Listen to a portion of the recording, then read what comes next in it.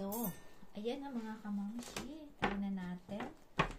So, medyo hindi na siya mainit. So, dito tayo mag-try. So, ayan. Lagay muna natin. So, ito yung last na kanina nung gawa ko. O, diba? So, sarap mga kamamshi. So, ayan. Cut natin. So, tamang-tama lang yung pagkaluto na 20 minutes. And, so, ayan.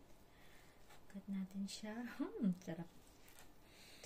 And, yun nga, diba, mga kamamshi, may ginawa din akong sauce. So, lagyan natin siya ng konti. So, ayan. Kunti lang. So, ayan yung sauce na ginawa ko. So, ayan, diba? So, mag-crave din kayo mga kamamshi nito pag napanood nyo to. Ay! I'm sorry. So, ayan. So, gusto ko sanang makita nyo. So, ayan na, wow, mali. O, diba? So, ayan, let's go, let's go. So,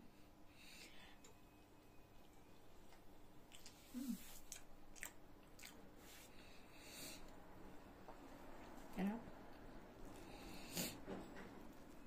Sarap nito, partner, tomorrow sa kape mga kamamshi. 9 PM na dito, super late na mag-coffee.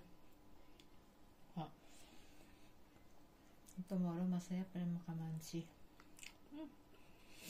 Sarap.